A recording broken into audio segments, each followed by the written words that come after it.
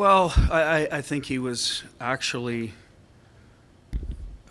maybe a better puck mover than in small areas than I anticipated. I'm thinking more about the size, the mobility, ability to close plays, get his shot through in the offensive blue line. But he made a lot of small area plays on the breakout that's going to benefit this hockey club. His skate moves where he puts someone on his hip strong enough to separate and hold on to a puck and bring another forechecker to him and then bump it into the middle. I mean, he led some really nice breakouts tonight. Did a real good job with that. So that's maybe things you see, but you don't appreciate till they're right in front of you. And that's a part where, the argument about adding, D versus forwards, when you get a defenseman like that can start the attack, that's going to generate more offense for your team automatically. So that was a pleasant, I don't want to use the word surprise, but something that, kind of jumped off the page for me tonight, besides his, ability to defend. I think it was one of Hall's best games this year. It seemed like he played a big role in all three of those. Yeah, good legs. He had good legs in Montreal. When Eric's skating, that's when he's at his most effective. And between those guys, you have to skate to keep up, but you also have to skate to reload if plays don't work out. And he's kind of bought into. Last goal is a great example. He's working his way out of the zone, knowing that there's a rush maybe coming back at us, stops on a puck, and now we're on offense again. Nice play in front of the net, create a second chance, which you have to against this goaltender. But yes, I think he's at his best when he's skating. And listen, guys go through stretches where they're feeling it. He's feeling it right now. Coach, you've broken up the perfection line in the past. Why do you think it's worked better this time around? You're playing 680 hockey since you did it, and Hall, they've had more life now. Why do you think it's worked better this time as opposed to other times? Well, this is definitely the longest we've kept them apart. Some of that, Marsh has been out, Bergie's been out. I think it's worked because some of the other guys where they were outside of that line were not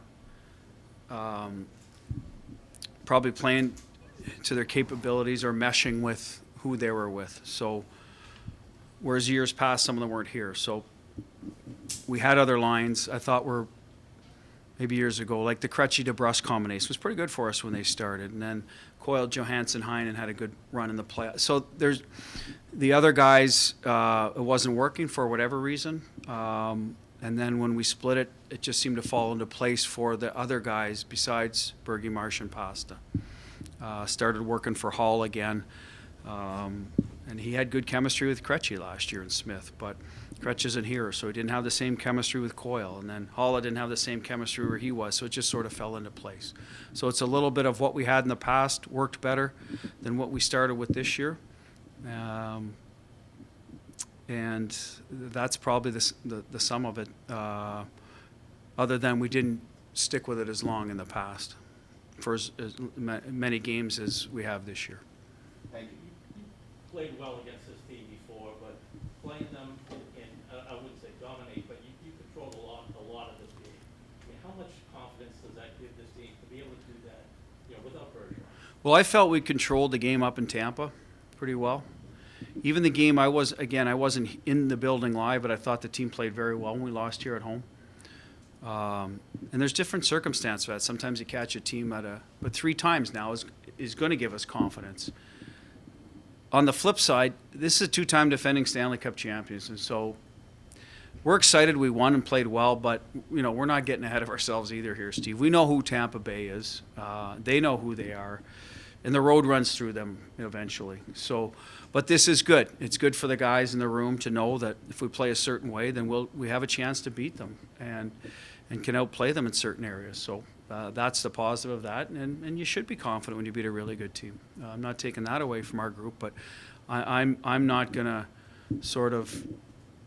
I'll never get down on Tampa. They're too good a hockey club. They've accomplished too much. So, but good for us. Positives for us.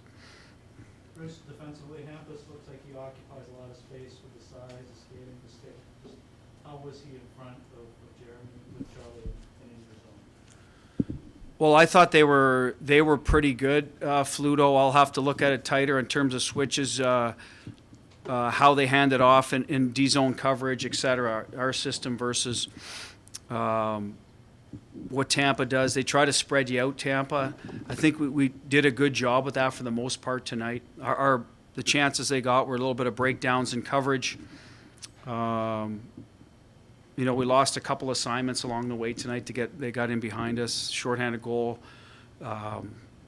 So it sure looked good from the bench, but until you comb through it, to see if there was issues about being out of position. I can't give you an exact answer, but from the eye test, I thought they were really good together. And mostly because, you know why? Because they broke the puck out, so they didn't have to spend a lot of time in their end. So they're playing on the fun side of it, so to speak. So not a lot to worry about there tonight in those situations. Good.